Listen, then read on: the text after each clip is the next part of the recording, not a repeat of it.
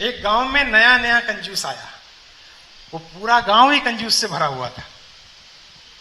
तो जो नया कंजूस आया, मैं ये क्यों बता रहा हूं, इसके बाद आप देखेंगे ताली की क्वालिटी बदल जाएगी। जो नया कंजूस आया, पुराने कंजूस के घर एक पेपर पे फल बना के ले गया। बताएं क्यों? पेपर पे ले गया, बताएं क्यों? कंजूस था, खरीद थोड़ी सकता था। और जाके कहता है पिताजी आए तो खिला देना। ये भी पुराने कंजूस का बेटा था, आखिर धंधा संभालने वाला था।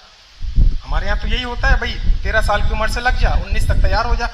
आजकल मैं फैमिली मेंटरिंग करता हूं तो मेरे पास केसेस आते हैं, बेटा अमेरिका में पढ़ रहा है, 100 से 500 करोड़ का बिजनेस है, राजेश संभालने को तैयार ही नहीं, इसको समझाओ।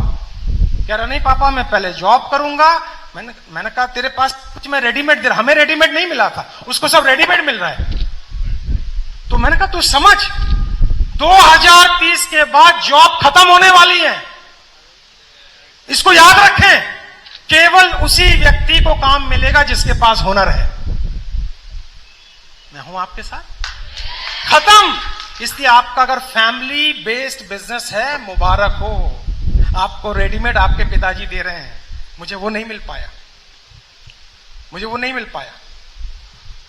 सो आशीष ने मुझे ये सिखाया।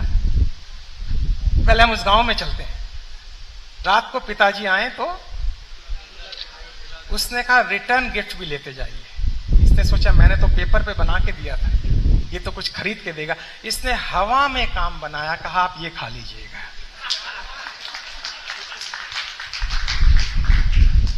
अभी खत्म नहीं हुआ है मामला। शाम को पिताजी घर पर आए और कहते हैं बेटे कोई आया तो नहीं? बोले देखो आपका कॉम्पिटिटर आया था, पेपर दे गया, पिछला हिस्सा खाली है, अपन यूज कर लेंगे। क्या बेटा है, दिमाग कितना है, देखो एकदम सही जा रहा है। तो पिताजी ने कहा तूने क्या किया? बोले मैंने भी हवा में मामला साफ कर दिया। करके दिखा। उसने हवा में काम बनाया, पिता ने गाल पे एक लगा, का इतना बड़ा बनाने की क्या जरूरत, यहां भी करिए। मेरा कहने का मतलब है ये दो महान हस्ती जिन्होंने समाज के लिए जिंदगी दे दी, जो हमारे दिलों में बसे हुए। राजेश अग्रवाल के लिए तालियां नहीं है, इनके लिए कुछ और तालियां हो जाएं तो कोई बुरी बात नहीं।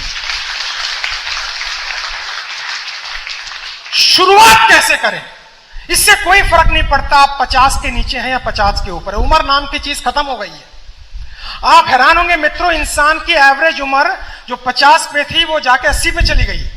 और इंडिया की बात कर रहा हूं। आडवाणी जी की उम्र 100 के करीब है। मैं थोड़ा पॉलिटिक्स फॉलो करता हूं। आडवाणी जी की उम्र 100 के करीब है, बट अभी भी चेहरे पे लाली है। डॉक्टर प्रणब मुखर्जी 80 के करीब थे, वाजपेयी जी 100 के करीब थे। मैं ठीक कह रहा हूं तो जोर से रिस्पॉन्स की। Amitabh Bachchan 83 running, but style और फैशन में कोई बीट नहीं कर सकता। कारण बता सकते हैं? सोचिए ना जरा, मजा आ जाएगा। एक ही कारण है, वो आने वाले कल की उम्मीद के दिए को जला के जीते हैं।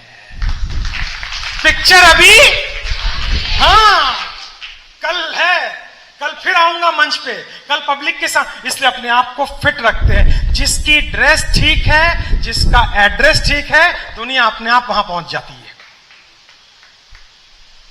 शुरुआत कैसे करें इसको समझें। अमेरिका में 100 लोगों को बुलाया गया, सफल लोगों को। एक यूनिवर्सिटी का रिसर्च दे रहा हूं आपको। अब ये मुझे अमेरिका बार बार कहना अच्छा नहीं लगता, मजबूरी में अब कहना पड़ रहा है। मेरा कोई इंटरेस्ट नहीं है अमेरिका में, खासकर ये टैरिफ के बाद कोई इंटरेस्ट नहीं है। मैंने 25 जुलाई के बाद 60 आर्टिकल लिखे हैं भारत के ऊपर, जो मेरे लिंक्डइन पेज पे आपको मिल जाएंगे। और कुछ लोग कह रहे हैं राजेश तुम अमेरिका को मुश्किल में डाल रहे हो, ये पंगा करेगा। मैंने कहा अब पंगा लेने का तो अभी टाइम आया, चिंता मत कर। भारत ने पूरे दुनिया को ब्रांड दिया है। मेडिटेशन हमारा, योगा हमारा, संगीत के साथ सुर हमारे, आर्किटेक्चर हमारा, ध्यान हमारा। सही कह रहा हूं तो एक बार जोर से बोलेंगे आगे। दिया क्या नहीं है आप बताएं, इससे बड़ा ब्रांड है कहां दुनिया में? हमने अपने ब्रांड की मार्केटिंग नहीं की, कॉपीराइट नहीं की। ये सुनो, जोर से बोले जरा। क्योंकि हम कब्जे में बिलीव नहीं करते हैं, बांटने में बिलीव करते हैं, इसलिए कॉपीराइट नहीं की। जो लोग मुझसे चुनौती देके कहते हैं हमारा देश 1000 साल तक गुलाम रहा, मैंने कहा नहीं, ये देश बुद्धों का देश है। एनलाइटेंड सोल का देश है, मीरा का देश है, कबीर का देश है, कृष्ण का देश है, राम का देश है। यहां हमें सिखाया गया अतिथि देव भव। हमने सोचा चलो गेस्ट आ रहा है, हम 2 रोटी खा रहे हैं, इसको भी खिला दो। हमें क्या पता था ये हम पे कब्जा कर लेगा। हम गुलाम नहीं थे, हमने स्वागत किया था। शब्दों का उपयोग हम ठीक से करें। फिर हम 1857 में जागे, फिर आजादी मिल गई। शुरुआत कहां से करें? शुरुआत आज इस हॉल में मैं तो बैठे बैठे एक्साइटेड हो रहा था और मैं सोच रहा था हर आदमी को इस प्लेनेट से जाना है, हम सबको जाना है। और मेरी सफलता की परिभाषा बदलती जा रही थी जैसे जैसे मैं सबको सुन रहा था, आप सबको। पहले मैं समझता था सफलता का अर्थ यह है कि आपकी उपलब्धि ही आपकी सफलता है। मैंने बड़ा घर बनाया, मेरी सफलता है। मैंने एक गाड़ी खरीदी, ये मैं समझता था। मगर आज सफलता की एक नई परिभाषा सुनी, जब आपका जीवन दूसरों के लिए कुर्बान हो जाता है, थोड़ा हंस के, थोड़ा खुल के जरा, तब सफलता। तो 4 साल का बच्चा, देखो कहां से मन कैसे बनना शुरू होता है, ध्यान से पकड़ना यूथ, तुम ध्यान से पकड़ना। 4 साल का बच्चा एक पिक्चर के सामने खड़े होके ये कहता है एक दिन में इस पे चढ़ जाऊंगा। पिक्चर का नाम है माउंट एवरेस्ट। हाइट कितनी? 29,208 फीट। क्या कह रहा है? मैं इस पे। अच्छे पेरेंट की क्या वहां पे एजुकेशन होनी चाहिए? कब चढ़ेगा? लेकिन कुछ पेरेंट बड़े कलाकार है, बेटे इस जन्म में। वो कह रहा है इसी जन्म में, कह रहा हूं अगला जन्म तो देखा नहीं। आज सुबह एक व्हाट्सएप आया, मेरे मरने के बाद आंसू ना बहाना, बहुत याद आए तो ऊपर चले आना। कमाल का व्हाट्सएप था। मैंने कहा देखो कैसे कैसे लोगों की क्रिएटिविटी। वो कह रहा है पापा मैं इसके ऊपर चढ़ूंगा। पापा ने थोड़ा चेंज किया, ध्यान से सुनना। उसने कहा ऊंगा वर्ड हटा दे, चढ़ चुका हूं यूज कर ले। हेलो एवरीबॉडी, मैं चढ़ चुका हूं। जब तक तुम अपने फ्यूचर को प्रेजेंट में घटते हुए नहीं देखोगे, परेशानी से बाहर नहीं निकलोगे। अब यहां से तेरी तैयारी शुरू करते। अब वो शुरू करता है, पहले पेड़ पे चढ़ता है, फिर गांव की छत पे चढ़ता है, ताकि चढ़ने के डर से वो जो डर है वो निकले। हमारे अंदर 3 भयंकर शत्रु हैं, जरा इसको पकड़ने का प्रयास करें। पहला शत्रु है डर, नया निर्णय लेने का डर, नया रिस्क लेने का डर। 100 लोगों को बुलाया गया, उनको एक पेपर दिया गया और उनसे कहा गया आप 3 शब्दों में ये लिख के बताएं। आप हैं मेरे साथ? 3 शब्दों में आप लिख के बताएं आपकी सफलता का राज क्या है। सबने अपने अपने उत्तर लिखे, उत्तर को कलेक्ट किया गया। 3 कॉमन बात निकल के आई, मैं शेयर करना चाहूंगा आपसे। पहला ये निकल के आया, मैं जीवन में और भी कुछ रिस्क लेना चाहूंगा जो किसी कारण से नहीं ले पाया। मैं और अपने साथ समय बिताना चाहूंगा जो नहीं बिता पाया। और मैं छोटी छोटी बातों पे नाराज नहीं होना चाहूंगा जिसकी वजह से समय बर्बाद हो गया। आप है, इसने मुझे देखकर मुस्कुराया नहीं, इसने मुझे पुरस्कार नहीं दिया।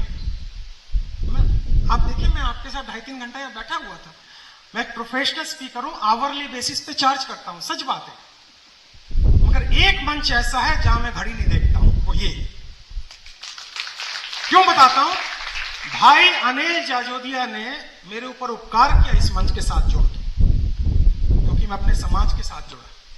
तो मैं अक्सर कहता हूं गुरु गोविंद दो खड़े काके लागू पाए, बलिहारी गुरु अनिल भाई है जो आपसे दियो मिलाए। मैं अक्सर कहता हूं, मैं हर मंच में उनका नाम लेता हूं, अगर आपने सुना होगा। 3 बातें हैं, मैं और रिस्क लेना चाहूंगा, मैं कुछ अपने लिए समय बिताना चाहूंगा, छोटी छोटी बात पे डरना नहीं चाहूंगा। बच्चे ने प्रैक्टिस करनी शुरू की। आप खाली आज से जो भी आप करना चाहते हैं आने वाले 5 साल, अभी परसों मेरा बहुत बड़ा कार्यक्रम था, 30-30 साल पहले जिन्होंने मेरा कोर्स लिया है 3 महीने का, 28 साल 30 साल, वो सब अपने बच्चों को लेके आए थे दिल्ली में आईटीओ पे, श्री धर्माद जो हॉल है वहां पे लेके आए थे। और वो कहते सर जैसे आपने हमें रिस्क लेना सिखाया, आज हम 100 करोड़ की जोन में है। ये सुनने में बड़ा 100 करोड़ क्या होगा, 150, नहीं, बात 150 करोड़ की नहीं है, बात 100 करोड़ की। पैसा कमाने के दौरान आप जो इंसान बनते हैं वो इंपॉर्टेंट है। बड़ा टारगेट रखेंगे तो पर्सनालिटी चेंज करनी पड़ेगी। बात करने की अदा चेंज करनी पड़ेगी, स्टाइल बदलना पड़ेगा, कैजुअल। तो पैसा तो इंपॉर्टेंट है, बट पैसे कमाने के दौरान आपकी जो पर्सनैलिटी बदलेगी वो ज्यादा काम करती है। ये बच्चा बड़ा हुआ और इसने पहली बार माउंट एवरेस्ट पे चढ़ाई की। आप लोग पकड़ लेंगे जैसे ही मैं आपको उदाहरण दूंगा, लेकिन ये चढ़ नहीं पाया। और फिर ये जब नीचे आया तो इसके देशवासियों ने एक बहुत ही बेहतरीन इसी तरह गैदरिंग ऑर्गेनाइज की। गांव के मुखिया आए, थर्मोकॉल जानते, उसके ऊपर उसकी फोटो लगाई। देखो किस तरह माइंड को चेंज किया जाता है। किसी व्यक्ति को बदलना हो तो पहले उसकी पिक्चर बदलिए। आप देखते हैं हम अगर आप दिल्ली एनसीआर में रहते हैं तो झट से एक पर्टिकुलर गाली निकलती है, रिस्पॉन्स। एक पीढ़ी दूसरी पीढ़ी को गिफ्ट देके चली जाती है और फिर हम कहते हैं औलाद बिगड़ गई है। शुरुआत कहां से हुई? हमने गिफ्ट किया, तहजीब हमने नहीं दी उसको। इस बच्चे को बुलाया गया जो 22-23 साल का था, इसको थर्मोकॉल का एक माउंट एवरेस्ट दिया गया, उस पर पिक्चर लगाई गई। गांव के मुखिया को बुलाया गया, माइक दिया गया और मुखिया ने कहा बेटे चिंता मत कर, हमारी नजर में तू चढ़ गया है। कमाल का मोटिवेशन। मुझे तो बहुत रेयर ऐसे पेरेंट्स मिलते हैं जो कम परसेंटेज लाने के बाद भी बच्चे को मेरे लाल, मेरे काले, मेरे नीले, मेरे हरे, मेरे पीले कह दे। थोड़ा रेस्पॉन्स जोर से कर देंगे तो मजा आए। मेरी बेटी जिस स्कूल में पढ़ती थी दिल्ली में, उनको अच्छे से पता था मैं एक इंटरनेशनल फिगर हूं, दुनिया मुझे जानती है। एक पर्टिकुलर सब्जेक्ट में मेरी बेटी चैलेंजिंग है और उसमें उन्होंने इसको फेल किया या कम मार्क्स दिए, जो भी हो। और कहा मिस्टर अग्रवाल आइए, आपके लिए बहुत अच्छी खबर है। इंसान के गहरे अचेतन मन में नफरत छुपी होती है, ऊपर से दिखाई नहीं देगी। और ये नफरत कहां से आती? किसी ने मेरे साथ बुरा किया तो मैं भी करूंगा। मैं गया, मैं देखता हूं मेरी बेटी स्कर्ट पहनी हुई है और टॉप है नेचुरली, तो ऐसे करके रो रही है। मैंने कहा पहली बात बेटे, भाड़ में जाए परसेंटेज, भाड़ में जाए मार्क्स, पहले खड़ी हो जा ठीक से। मैंने ठीक किया या गलत किया बताएं? पहले तू खड़ी हो जा, क्योंकि जिंदगी में एक खड़ापन ही काम आएगा, ये मार्क्स बाद में का। खड़ी हुई तो उनकी टीचर मुझे कहती है आपको जान के खुशी हो। लोगों की स्टाइल देखें बात करने की, इसको बोलते हैं सैडिस्टिक प्लेजर। अंग्रेजी में एक वर्ड है सैडिस्टिक प्लेजर, सेडिज्म से ये वर्ड आया। इसका मतलब है जब किसी को तकलीफ देके आपको सुकून मिलता है, सैडिस्टिक प्लेजर होती है। कुछ लोग तकलीफ देके सुकून पाते हैं और कुछ लोग तकलीफ में झेल के दूसरों को सुकून देते हैं। अलग लेवल, उनका लेवल अलग है। मैंने कहा हाँ बताएं, आपकी बेटी ने ये मार्क लाई है इस पर्टिकुलर सब्जेक्ट में। मैंने कहा वो छोड़ो, बाकियों का बताओ। बोले बाकी तो मेरा सब्जेक्ट है नहीं। मैंने कहा आपको आता ही नहीं तो बताएंगे कैसे? कम से कम मेरी बेटी को 7 सब्जेक्ट तो आता है, आपको तो एक ही आता है। मेरी बेटी को 7 सब्जेक्ट आता है, आपको एक। अच्छी टीचर कभी ऐसा नहीं करेगी, जरूर उसके साथ भी कुछ हुआ होगा। मैंने कहा मैडम मैं ये बर्दाश्त नहीं करूंगा, आप मेरी बेटी का कॉन्फिडेंस परमानेंटली खत्म कर रही हैं। इसका कोर्ट में मैं केस करूंगा, आपके ऊपर मुकदमा दायर करूंगा और अच्छा खासा पैसा लूंगा। बहुत सारे दिल्ली में मेरे भाई है जो वकील है, तो थोड़ा वो घबरा गई। मैंने कहा ये करना नहीं था, आपको कहना था बेटे कम आ गए कोई बात नहीं, रिटेस्ट दे ले। बोले ये कर ही नहीं पाएगी। यानी हम तो, एक आदमी मर चुका है उसको पोटासियम साइनाइड और दे दो, ये कर ही नहीं पाएगी, इसका आईक्यू लेवल नहीं है। सुना होगा आपने कभी, तेरा आईक्यू लेवल नहीं है। मैंने कहा वो मुझे पता है, पैदा मैंने किया है, इसका लेवल क्या है मुझे पता। आप रीटेस्ट रखें, 25 दिन का टाइम दे, नहीं कर पाई तो मैं आपके पैर छू लूंगा।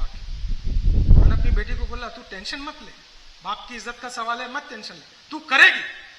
50 नंबर का पेपर था, 42 ले आई, और क्या चाहिए, बात खत्म हो गई।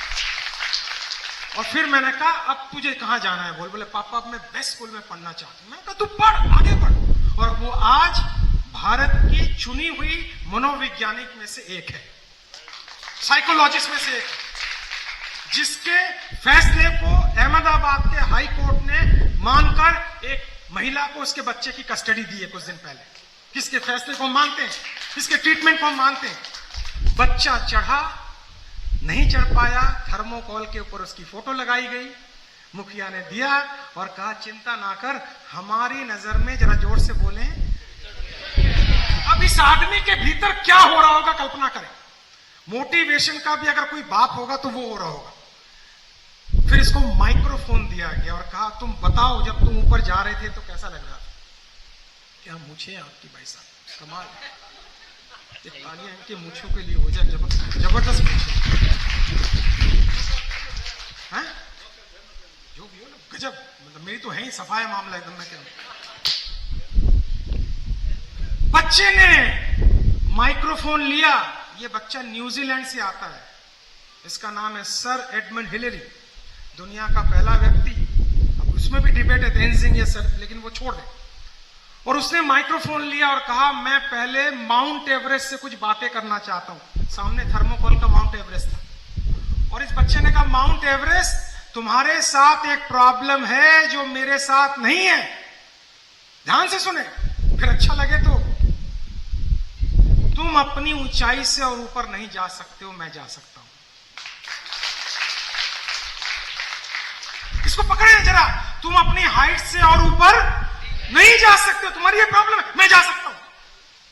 दोस्तों, मेरा 31 साल का ट्रेनिंग का अनुभव है, हजारों लोगों के साथ काम किया है। जब आप कहते हैं अब बहुत हो चुका, जिंदगी में एक वर्ड यूज ना करें, अब मैं रिटायरमेंट लेने वाला हूं, काम से लेके दूसरा काम कर लें वो ज्यादा अच्छा।